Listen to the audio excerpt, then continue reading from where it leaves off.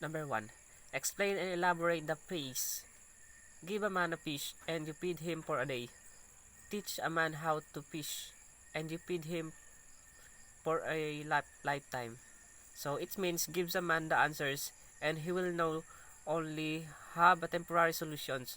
Teach him the principles that led you to that answers and he will be able to create his own solutions in the futures. It's considerably less catchy, of course, but I think it gets down to the brass tacks much better than limiting the meaning of the aphorisms to traditional charity. If we go with the educational translation, she will talking about nothing but how to elevate the standards of living in the third world countries, which is important but hardly the one universal problem of life. In fact, the note about education doesn't even make full use of the statement within the context of educations because formal educations too often consist of nothing more than making children memorize answer or ignoring the importance of teaching them how to get those answers in the first place. On the other hand, you refer to the difference between temporary solutions and principles for solving problems.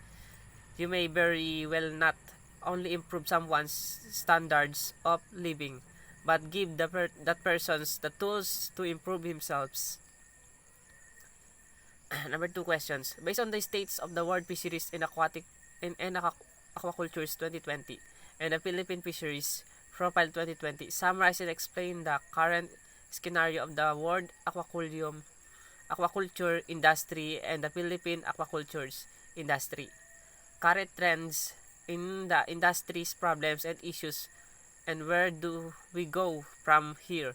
States the aquaculture industries during the pandemic. States of world fisheries and aquacultures about the series. The states of world fisheries and aquacultures, or SOPIA, is the biennial flagship report of the FAO o PAO Fisheries and Aquacultures divisions that analyzes the status of global stocks as well as trends in fisheries and aquacultures at global and regional level. SOPIA is the critical reference for governments, policies makers, and academics, civil societies, and all actors working in the fisheries and aquaculture sectors. Latest issue, the States of World Fisheries and Aquacultures, or SOPIA 2022, toward Blue Transformations, Digital Report, Full Report, and in brief ebook and MOBI o EPUB.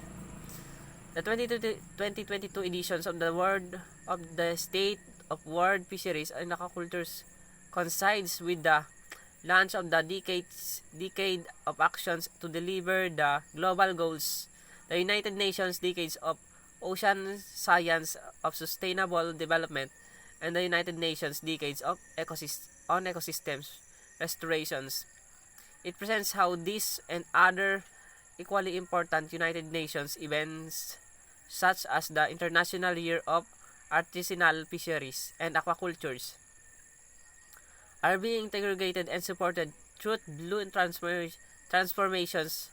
A priority area of PAO is new Strategic Framework 2022 and 2031 designed to accelerate achievement of 2030 Agenda for Sustainable Development in Food and Aquacultures. The concept of blue transformations emerged from the fourth sessions of PAO Committee on Fisheries in February 2021, and in particular declarations for sustainable fisheries and aquacultures, which was negotiated and endorsed by all PAO members.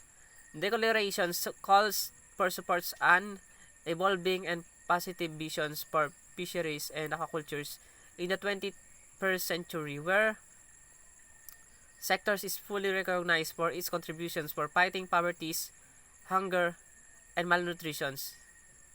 In this context, Part 1 of these editions of the State of World Fisheries and Aquaculture reviews the world status of fisheries and aquacultures, while Part 2 and 3 are devoted to blue transformations and its pillars on intensifying and expanding aquacultures, improving fisheries management, and innovating fisheries and aquaculture's value chains. Blue transformations emphasize the need for forward-looking and bold actions to be launched to accelerated in incoming years to achieve the objectives of declarations and in support of the 2030 agenda. Part 4 covers current and high-impact emerging issues COVID-19, climate change, and gender equality that requires truth considerations for transformative steps and preparedness to secure sustainable, efficient, and equitable fisheries and aquacultures. And finally draws some outlook on future trends based on the projections. Number 3 questions. Explain the concept of the blue revolutions. Cite some examples and your thoughts about its pros and cons. Term blue revolutions refers to the remarkable emergence of aquacultures as an important and highly productive agricultural activity. It has a vision to achieve economic prosperity of the country and the fishers and fish farmers, as well as contribute towards food and nutritional security through full potential utilizations of water resources for fisheries development in sustainable manners, keeping in view and biosecurity and environmental concerns. Pros and cons. The blue revolutions found its contributions to the development and management of freshwater aquacultures. The term aquacultures include inland and marine farming. It supplies fish at a higher rate for human consumptions, but the major disadvantage of aquacultures are pollution and intensification challenges. Number 4 questions. Explain the efficiency of aquacultures of food productions.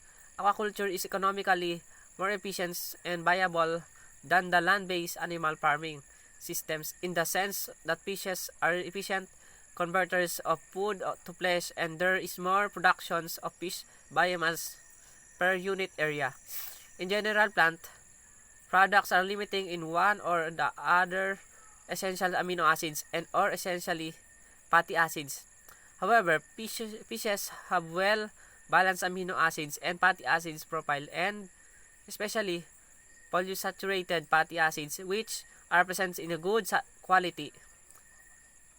Fish flesh is a highly digestible and some vitamins in addition aquaculture's practice generates employment and foreign exchange.